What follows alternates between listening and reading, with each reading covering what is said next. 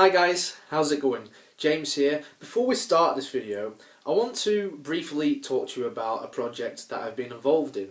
I've been acting in an Outlast fan film, which I highly recommend that you check out. A friend of mine directed it, so I want to give a huge thanks to him for directing it and letting me be involved in the production. So, yeah. The link for the video is in the description below, and a link to it will be towards the end of this video also. I highly recommend that you check it out, really great stuff. So yeah, that's all I've got to say. Now on with the video. Enjoy.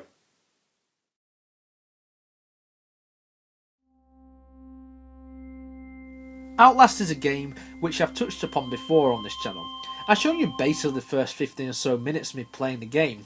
It was at this point I hardly had any knowledge about this series whatsoever.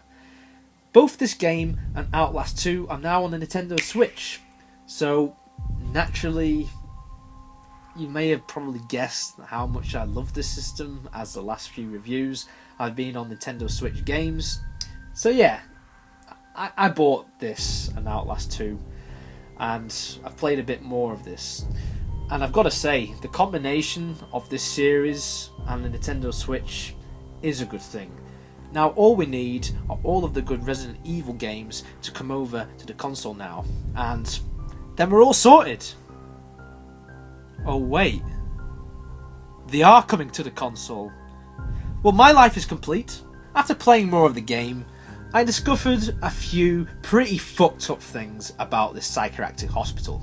I mean, why wouldn't there be fucked up things here? It's a fucking psychiatric hospital! Horror games are something which I'm still relatively new to, and you could really see this last time I played this. So now and again, I can get surprised by things like this. Little pig.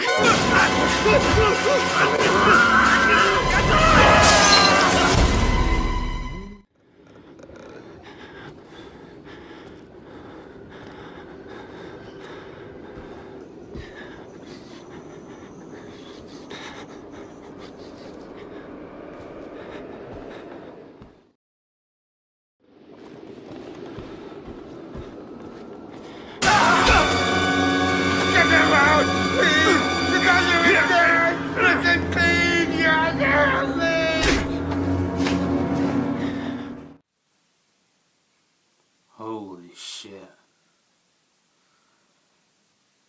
Now that is creepy. What really intrigues me is that he's saying get them out, that the doctor is dead. And that leads me to start talking about the story of this game. Naturally, there's not much to the story of this game. Everyone knows you're the journalist, you're going in to search for answers in this mental asylum, and that is basically the story of the game. You pick up a load of clues all throughout the game, such as all the notes, things like that, and of course you're going to encounter fucked up things like what you've just seen right there. Sometimes you've got to hide away too, after this big giant of a man comes after you. Ladies and gentlemen, this is Chris Walker, and you see him a lot in this game. Last time I didn't even mention this guy because of my lack of familiarity about this, but this time I came prepared. Sort of. Yeah, he did kill me. Multiple times too. How embarrassing. He is to this game what the Nemesis was in Resident Evil 3, a constant thorn on your side. The inclusion of Chris is genius on the part of the designers of this game. You have a whole asylum to traverse for hours, and you hardly have anything. You don't have a gun like a typical first-person game usually does. Instead, you have a camcorder. This is the essential tool because for most of the time you are surrounded by darkness. The battery life on the corner of your screen is a constant reminder that there's no time to mess about in this game. You can uncover battery packs in the asylum in order to go on, and good luck finding them because you will really need them. The dark surroundings, the battery life, and Chris Walker are just some of the many factors which gave me a sense of urgency when playing this game. I'm not even exaggerating when I say this, but this game really did make me jump out of my seat. I'm dead fucking serious. That wheelchair guy was just at the beginning. As you go on through the game, you find out even more messed up shit. It goes without saying for these type of games. One thing you learn is about the different patients that you find. I won't go through them all in detail because I would be here all night if I did that. Another thing you find out about is the Walrider. Now, if you've still not played this game, then I won't spoil it for you, but this ties into the ending.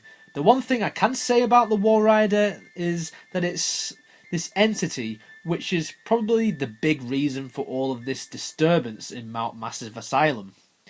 I think in terms of the way the game is presented to us, it was really well put together by Red Barrels.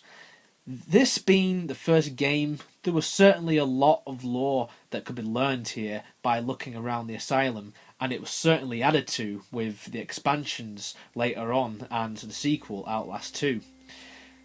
The game looks amazing. The design of all the aesthetics are something else.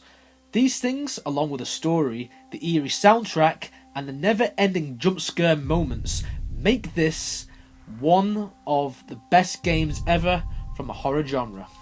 It's just a shame that it didn't last as long as I would have liked, but the length of the game, it doesn't overall detract from the quality of this game. In terms of how it plays on the Switch, well, all I can say is, if you want to truly experience this game to its fullest potential, play it in handheld mode in the dark with headphones, and immerse yourself in the world of Mount Massive Asylum. I totally recommend it this way, although it is just as good on the TV. So to conclude my revisited review, I'm going to pose the question, is this worth getting for this amazing Nintendo Switch console? And the answer is yes. Of course it's worth it. FYI, I've not played the sequel yet, but I have downloaded it. It is ready, so eventually I'm going to play the sequel, and if you're very lucky, I may review it one day. So, stay tuned for that, and you're probably wondering why I'm filming in the dark. Well, I thought it would sort of add to the atmosphere, seeing as this is a horror game and all. I did a similar thing a while back with the Emily Wants to Play review that I did. So, I hope you enjoyed this revisited review of Outlast. Thank you very much for watching, and bye for now.